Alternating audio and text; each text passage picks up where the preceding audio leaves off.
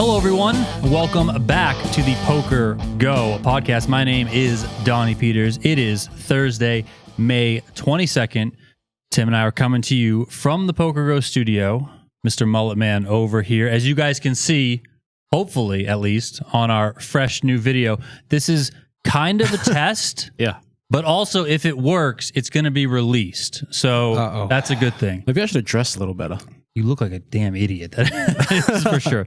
So what we're going to do today is we are going to run through some WSOP predictions for the upcoming World Series of Poker that is now only a few days away. Starts on Tuesday, May 27th. So we are, 5 days away right now? You've been over there already. Yeah. What's it look like? Does it look like, you know, when you move into a new house and stuff is like literally everywhere for a week? Okay, yes, good. Exactly as that is described. Yeah. Okay, good. As always, don't forget to subscribe to PokerGO if you want to watch the 2025 World Series of Poker. There is going to be some stuff on YouTube. There's going to be stuff on PokerGO, but if you want basically 24/7 access, on demand, live, whatever it may be, PokerGO, a PokerGO subscription is the way to go. I would use the code podcast because that is going to save you $20 on your first year of a new annual plan. And if you sign up for an annual subscription, you will be automatically entered to win a dream seat to the 2025 PGT $1 Million Championship, which is right here in the studio, actually right over there in the studio. But that will be happening at the end of the PGT season, competing for $1 million prize pool. If you want to play free online poker, maybe you want to freshen up for possibly playing in that PGT $1 Million Championship, check out Play PokerGO. With Play PokerGO, you'll get the thrill of authentic online poker anytime, anywhere. Deal yourself in now at playpokergo.com. All right. WSOP predictions, sir. Yes. Are you ready? Never. Never ready. But I will admit that I'm fully unprepared for this as well. Okay. Just because trying to set up all this sort of stuff, get ready. It's been a week. Whatever, but it is what it is. I think the first question that we have to hit on is something that we've already touched on once, but it's worth touching on again. We're probably going to touch on it a few times throughout the summer. It's probably going to be one of those topics that not only us, but several media outlets hit on multiple times. I'm sure the man, Mr. Phil Hellmuth, is going to be asked, I'll say a dozen times, maybe 24 times over the summer. Is Phil Hellmuth gonna play the 2025 WSOP main event? Of course. I mean, I'm right with you. I also think yes. Yeah. I mean, I think it's too big to miss, and he's got an out as far as I'm concerned. Meaning, when it comes to that time, he can be like, "Did you guys really think I was gonna miss the the biggest event in the world? Like, yada yada yada, whatever. Like, you know." I mean, and honestly, he should just do a day 2 entry, and that's that. Yeah, I mean, he's not going to turn down being in the spotlight, doing his entrance like normal. But yeah, most likely I would expect a day 2. And then, yeah, he does have those, he does have that backup plan of saying, I was just joking with you guys. Come on. Yeah, you think, Mr. WSOP, exactly, is going to miss the biggest event in the world, the one that I won way back when, that I almost won multiple times. No, he's not missing it. And if he does miss it, I mean, I'll be shocked, but I don't think he's going to miss it. All right. Speaking of Phil Hellmuth, let's stick on the poker brat himself. How many gold bracelets is he going to win this summer? Is he going to win any in your mind? The head says... You are Mr. Phil Hellmuth. I am wearing a Phil Hellmuth shirt. Oh my God, I didn't even realize that. For the people... Just get that Jesus Lord. The head says no, but the heart says yes. He's going to get one. I mean, no, 0. All you right. say he's going to get 1. Yeah. It's okay, he's not going to get best any. in the world. He's not going to get any. Royalty. I mean, part of me says... Now, I know Phil Hellmuth has obviously made a career of crushing the World Series of Poker. And I know he's a very good player, right? At least when it comes to like WSOP threshold. Now, can he hang with some of the high rollers and whatnot? No, but he also kind of like skips those fields, right? He does. Like he plays in the stuff that certainly caters to his strengths, which I think benefits him. But one, it's very hard to win a bracelet. Okay. Two, I'm just going with the fact that if he is ultimately going to make a big stink about how long tournaments are, how tiring they are, how he's getting older, all this sort of stuff, then all right, maybe you're just mentally not ready for the summer ahead. And I'm going to say that's going to affect your game and you're not going to win any bracelets. Now, of course, if he does win a bracelet, amazing, right? But I'm going to say no. I'm going to say no. He's going to be stuck for another year without winning one. So we'll see. But maybe we'll get a blow up or two. Not on the list. Speaking of that, will we get a Hellmuth blow up? And what I mean by that is like one that kind of goes viral within the space. I think you have to rework the question and say, what date will we have the Phil Hellmuth blow up? I think that's more important. We're definitely going to have one. It's probably going to be when some idiot beats him in a hand with 14 left in a. But I don't just want like a guy to beat him in a hand and he says a couple things to him, whatever. I want like full blow up, like full like ranting. Maybe it doesn't have to be as crazy as that time in No Game on the Future when he threw the mic pack. But you know, high stakes poker kind of storming out of the set, like you know, something like that. You know, possibly like one of those blow ups where people start questioning if he should be penalized. Like that's kind of the line. Okay. You know? Yeah, June 12th.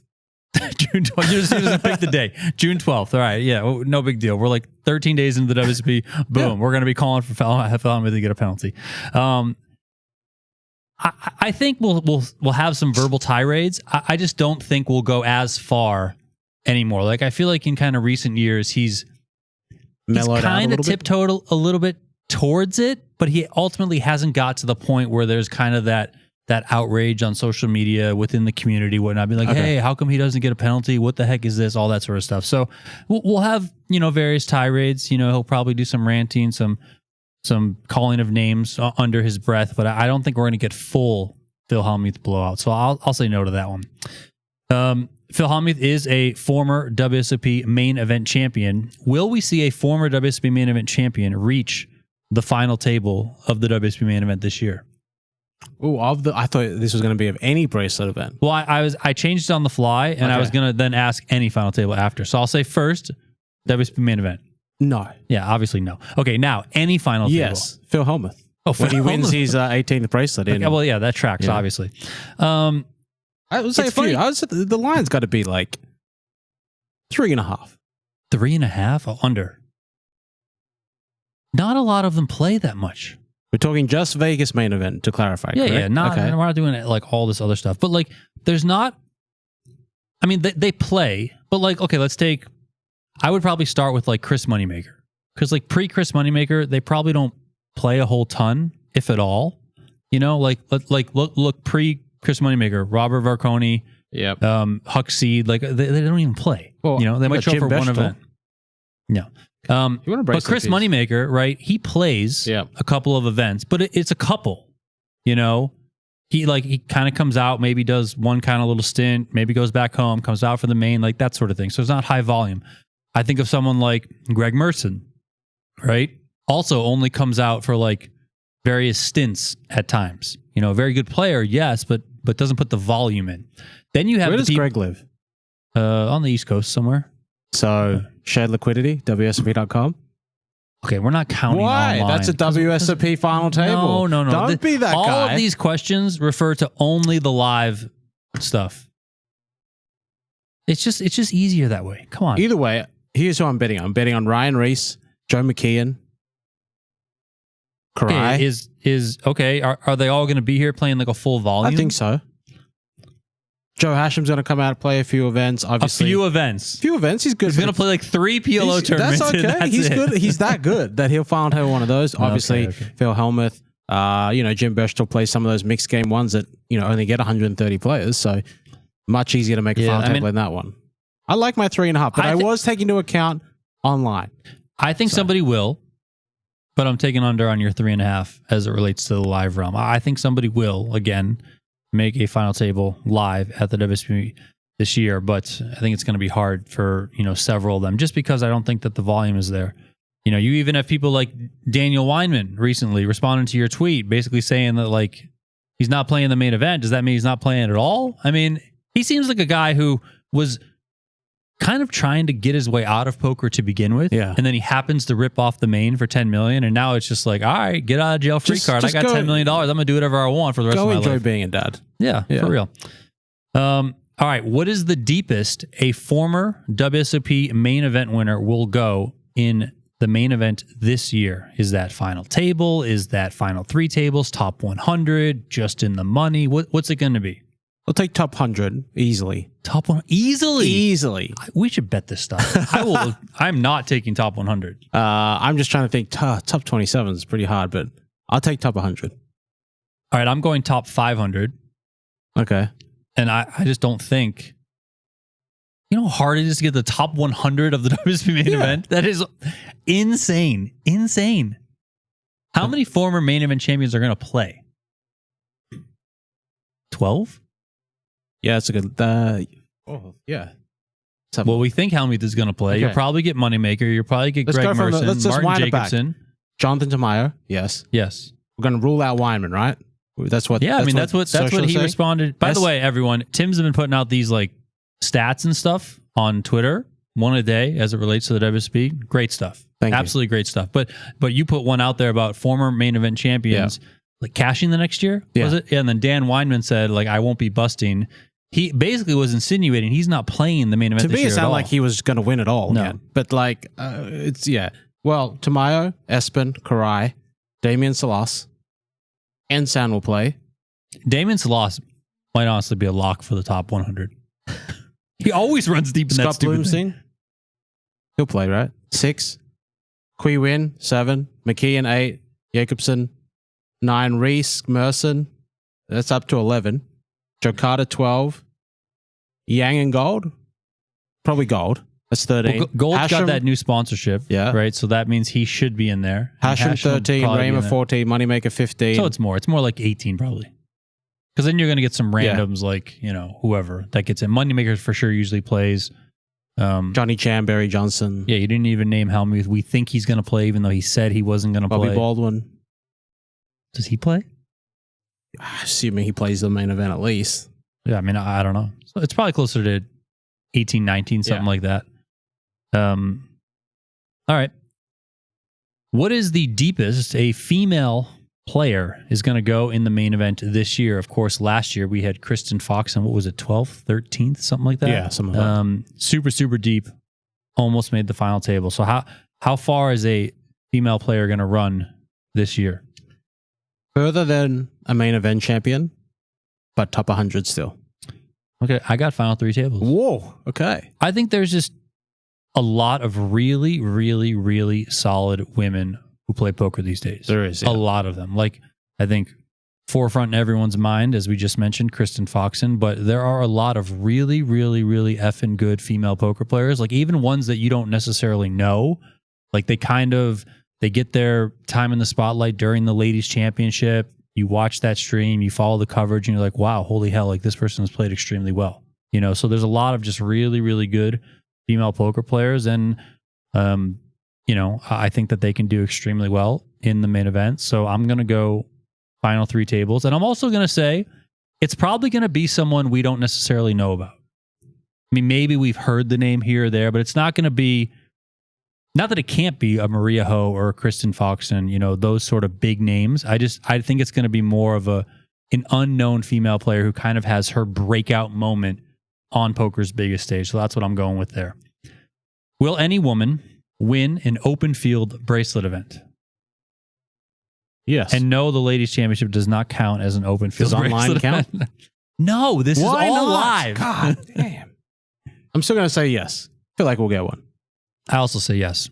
Again, going back to what I said about the WSOP main event, there are just too many very good, capable, successful female poker players who can do it, you know?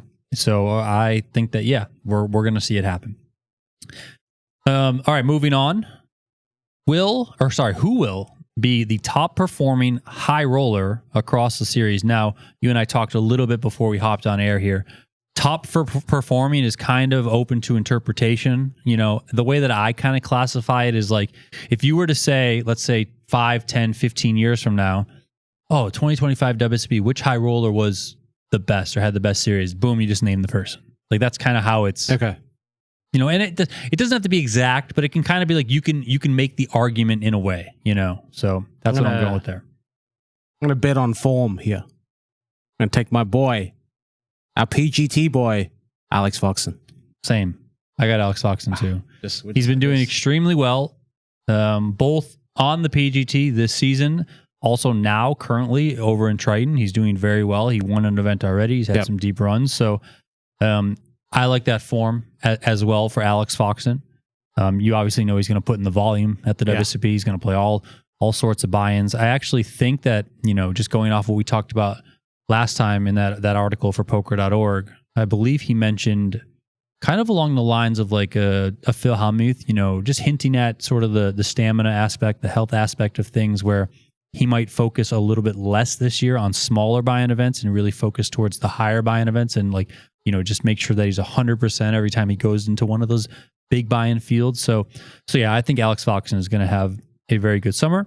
And, you know, of course, he's an incredible player, so that makes sense.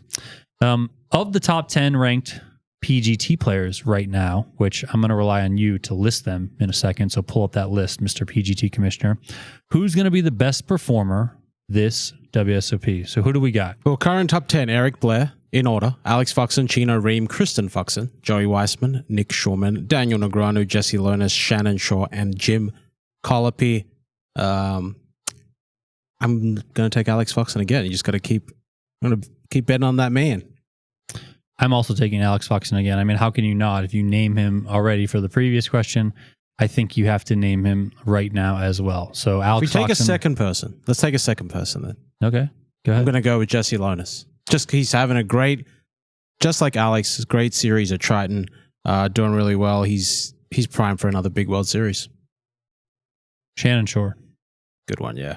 I mean, he's, you know, talking about form. Like, he's been just crushing this year. So I expect Shannon Shore to have a really, really big summer. Predict one player to win multiple bracelets in 2025. I'm going to take a guy. Live only. Live only, buddy. Live only. This is rigged. I'm going to take a guy that is going to play the most events with the smallest fields and has won multiple bracelets in the same year. And you know where I'm going? I think. Won a pretty big event right here in the studio earlier this year. Taking Chad Eveslage. That is not where I thought you were going. But what are you thinking? I thought you were going to go with Chris Brewer. Oh, yeah, he's washed up. Stop. Chad Eveslage plays all the mix. He plays the No Limit High Rollers, the PLO High Rollers. Also does play online, but you know obviously that's not going to count anymore. He's my prediction to win multiple bracelets, just like he did a couple years ago. Okay, that makes sense. I'm going with kind of an off-the-radar pick, but it is in a similar vein of a mixed game player, but I believe he can also play the big bet games, at least with enough competency to, you know, probably be a favorite over the majority of the fields that you get out at the WSP, and that's David Funkhauser. Okay. So, I like that one. Yeah. A little bit off the board there, but I got Funkhauser.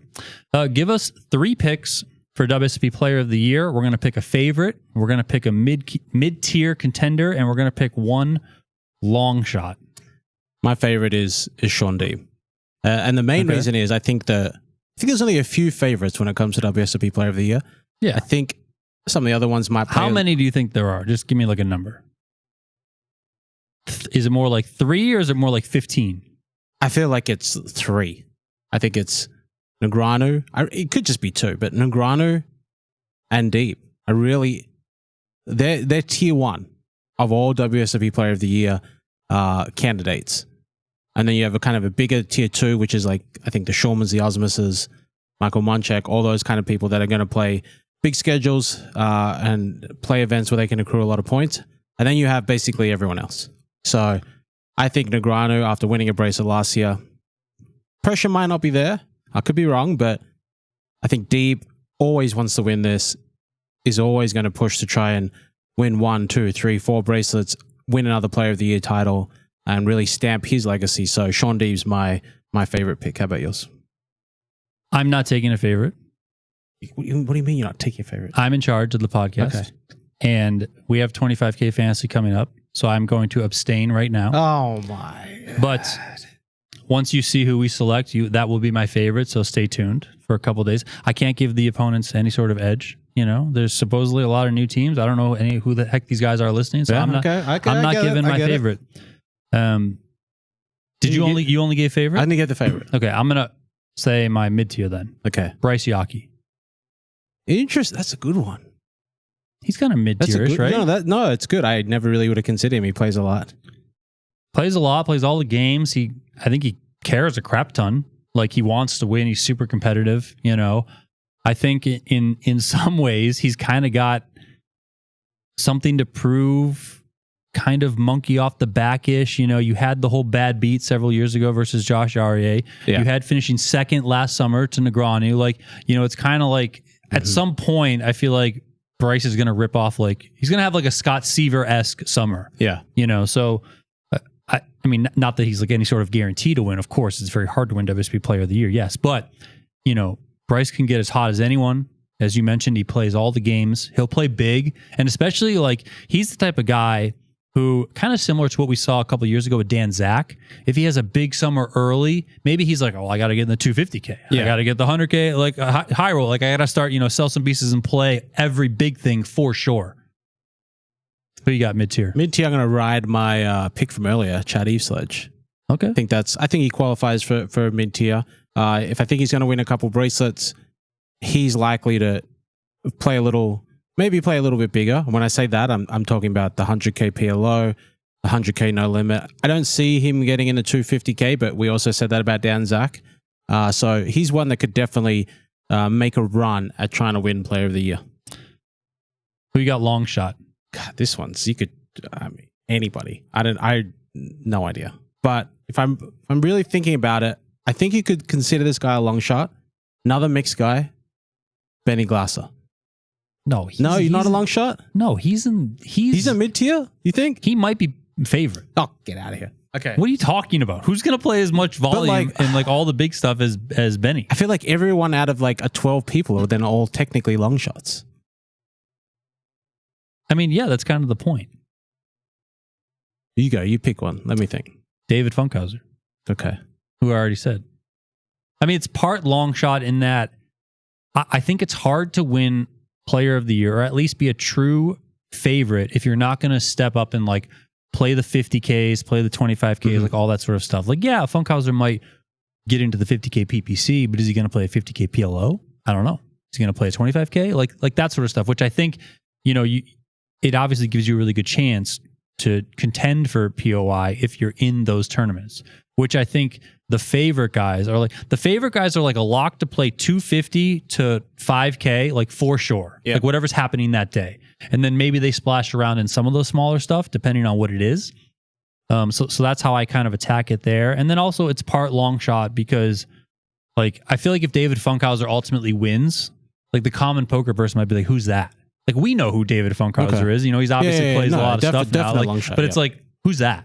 Like, so it's kind of like long shot / like breakout type of person to fit this little criteria. I'm just trying to think of someone that, if there was a betting board on DraftKings, they wouldn't be listed. Another one I thought of, going back to someone I said earlier, is Shannon Shore. I was thinking Shannon Shore. He's like a long shot. Like, he might step it up now with the run he's on, play a bunch of the 25Ks, but like, I wouldn't say that he's like any sort of favorite to win a POY, right? So I'm going to follow in that kind of Shannon Shore group of players and take Steven Song. Yeah. He's running pretty hard over in Asia right now. Obviously, what is that tournament? The Lord's It's Poker like tournament? I feel like it's like a Triton spin-off, like a smaller Triton series. But you know what? He could rip off, the Millie Maker. Then he could final table the 25K no limit hold'em. He could win an online bracelet, which counts for Player of the Year. So he has got a few different avenues to getting there. And I would definitely say he is a long shot to win Player of the Year.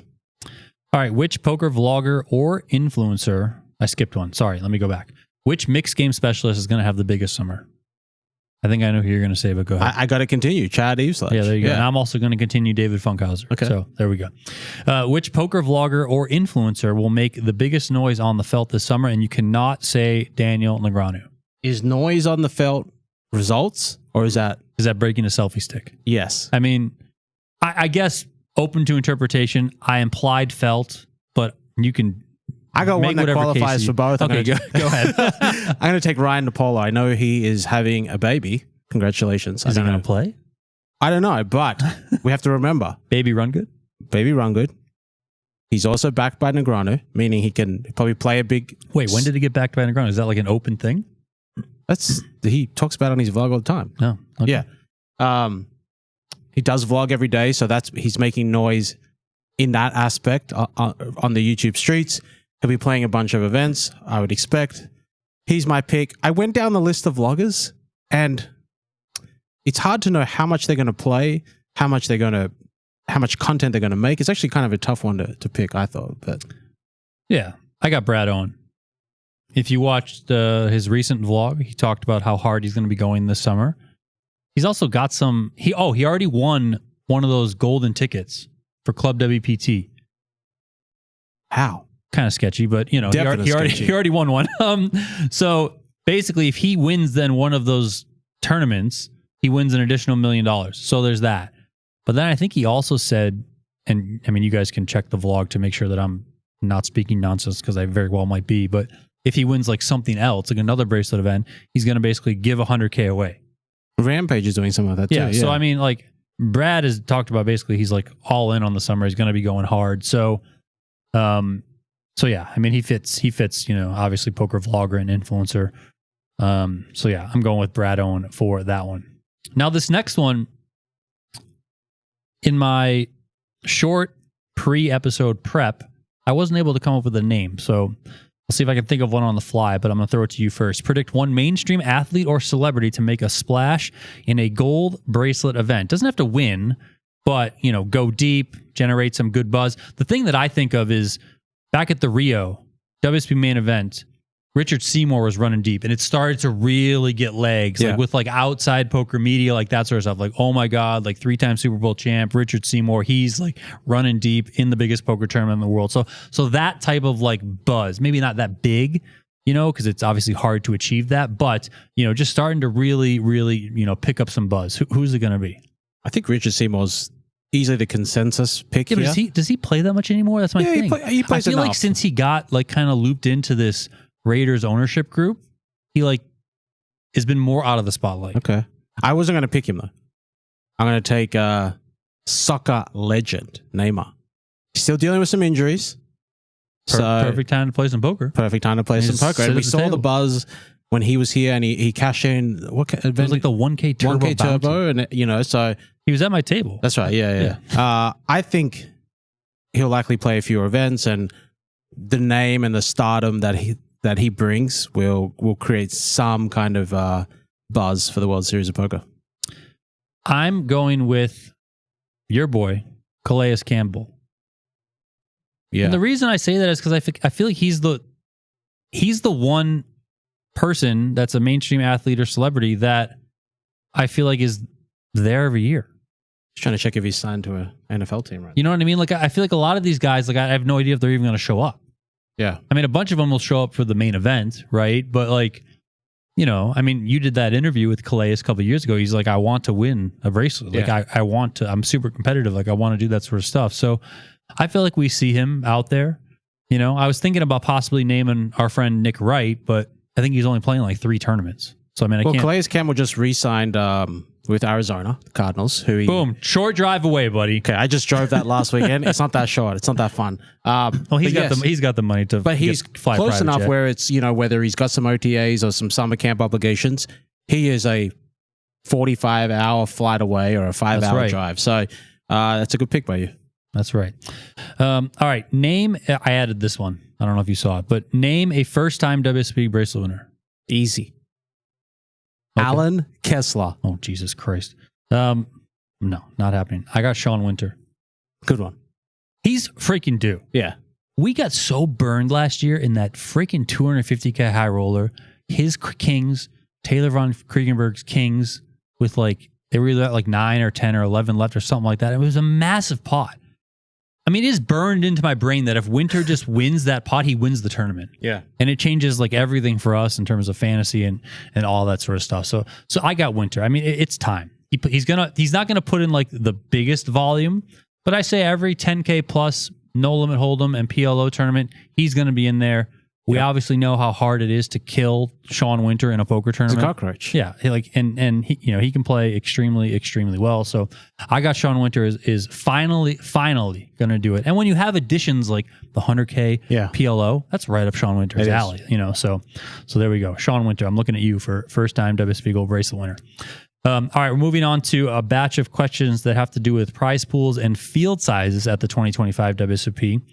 First up, of course, we got to look at the WSOP main event. Will it break the field size record, which was 10,112 entries from last year?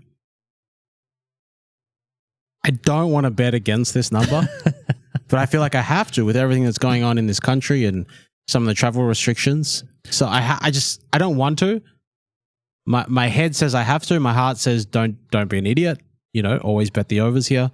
So I'm going to say that we fall a little short.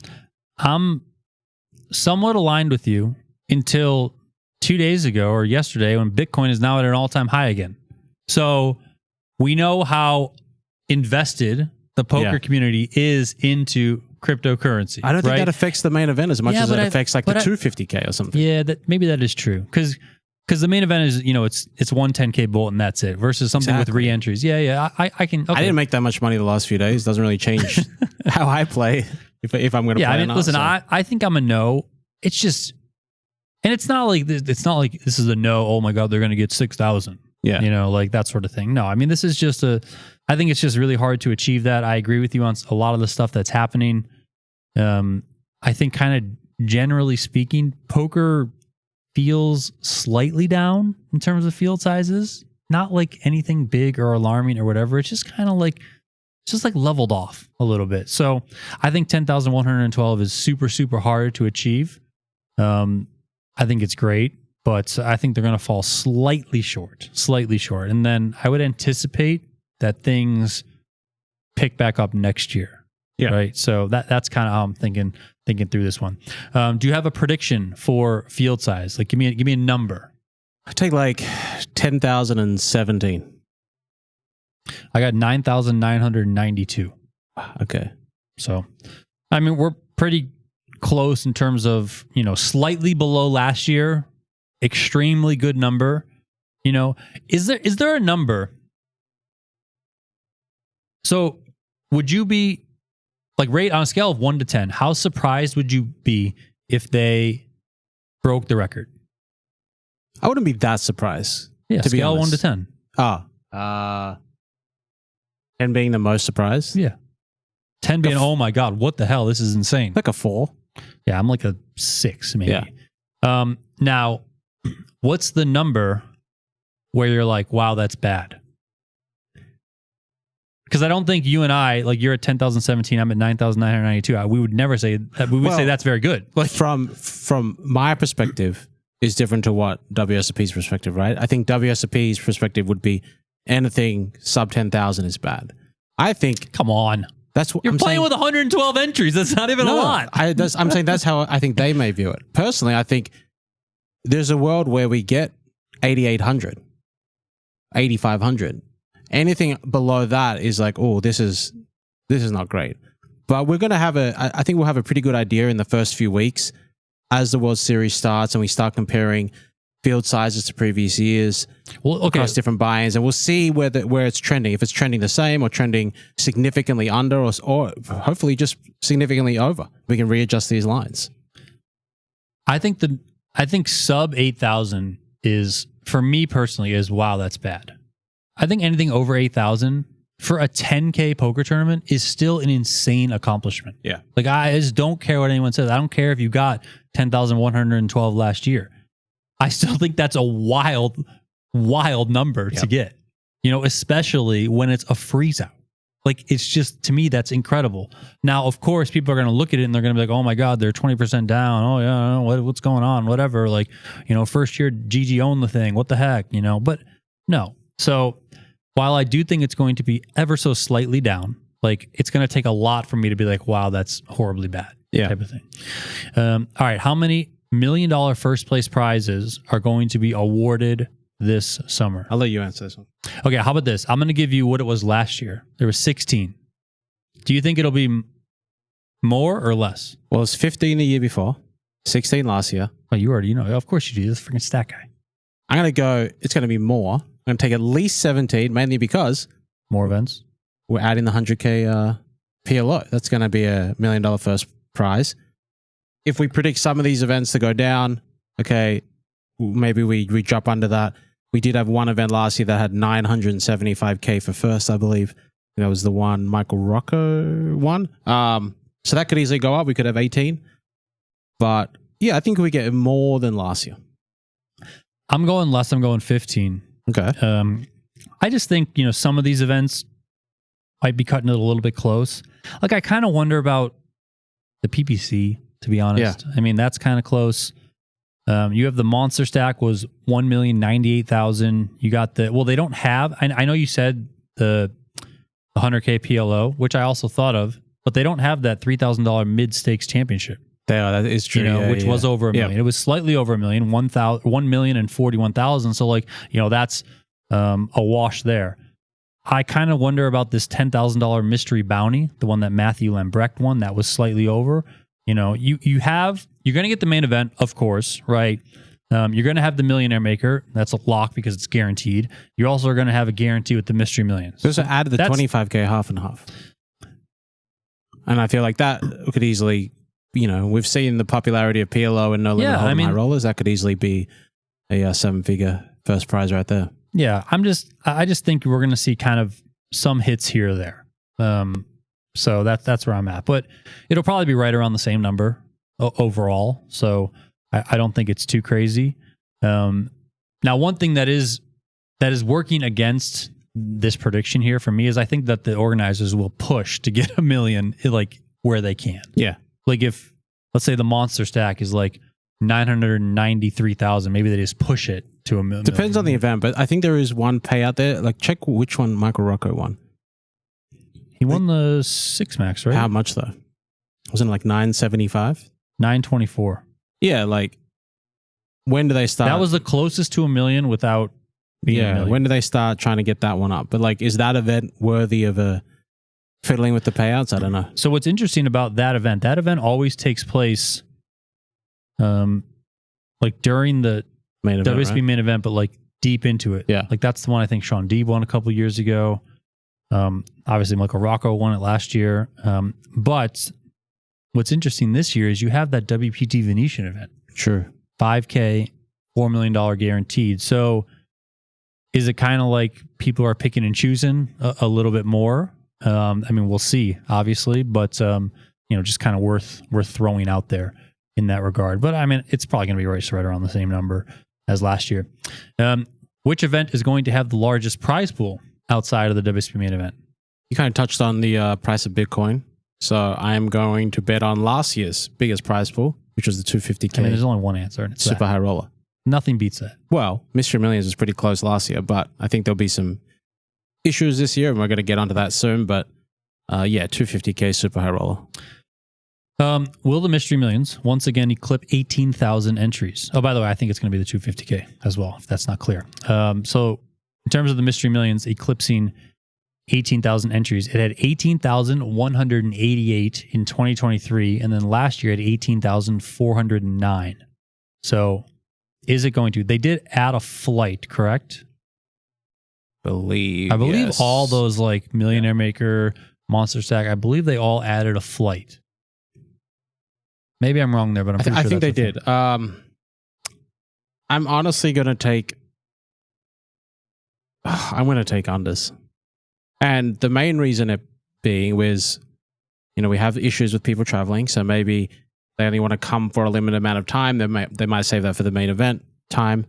I also think there's going to be a lot of issues with WSOP Plus that first couple of days where you're going to lose entries for people. They won't be able to get in on time. They'll get in on late. They won't be able to fire as many bullets as they want. So I feel like even with the additional flight, we may fall slightly short. I think it gets over. 18,000 again. I think it's going to be under last year, but it'll get over 18,000. I feel like that's just kind of the benchmark for this tournament now. I just think that ultimately it's that extra flight is just going to do wonders for this thing. Mm-hmm. So, I mean, that's where I'm at with that. And it might even set a record, to be honest, with an extra flight. Turnout wise, what's going to be the biggest surprise bracelet event? You can take that however you want. You can spin it positive. You can spin it negative. When we come out of this WSOP or when we hop on a podcast that night or whatever it is, which event are we going to be like kind of talking about as it relates to the turnout the most? I think it's their new event. I think it's the 100K PLO. It's going to have a massive field. And I mean, that's what I also have. Yeah, so, I think it's going to be a talk of the town that where did these 360 players find 100K from or something? I mean, I feel like every that. year for the 25, at least in previous years, for the 25K PLO, for the 50K PLO, you and I are walking through the field like, where do all these people come from? Yeah. I feel like that's only going to be the same sort of thing when it comes to the 100K. And like, I think the 100K PLO is going to be bigger than the 100K No Limit Hold'em, which I think had 112 entries last year. I think this 100K PLO is going to be massive, bananas. Yeah, I agree. Like, I think the line's 150. Yeah, take overs. So that's where I'm at with that. I don't have anything else written down. So do you? No. You don't have any other predictions? Overall, I think it's going to be a really good summer. I can't remember. Did we talk about this on the podcast? I think we might have before, but I think WSOP does very well. I think it's obviously the biggest and the best in terms of in this industry. It is the NFL, right? The main event is the Super Bowl, all that sort of stuff. I think there's a greater potential that we're talking about other venues getting hurt by various things. Just most specifically that these other venues have guarantees on every single tournament. Yeah. Like the WSB has they have one tournament guarantee. That's the Gladiators of Poker with a $3 million guarantee. And then everything else is we're guaranteeing first place. Yeah. So the Millionaire Makers guarantee is really only $1 million. Right. So, stuff like that. So I don't think the WSB is going to get hurt in terms of oh my God, they missed guarantees. Oh my God, overlay alert, all that sort of stuff. Think WSB is going to be just plenty fine. Of course, that's where the common folk go. That's where the big fields are, the recreationals, the shot takers, all that sort of stuff, the dreamers. And then, we could just be hearing things outside of the WSB this venue has missed a whole bunch of guarantees or this venue has missed a whole bunch of guarantees. And with the way that these venues now promote the overlays, overlay alert, we'll probably see a fair bit of that, or at least we could see a fair bit of that. I think there's potential for it this year. So overall, that's kind of where my head is at. But yeah, I mean, I think it's going to be a really, really good summer, a really, really big summer. And I'm excited. I mean, we're less than a week away, as we said. Are we doing a code word? Yeah, let's do one. I mean, okay, what do you want it to be? You choose it.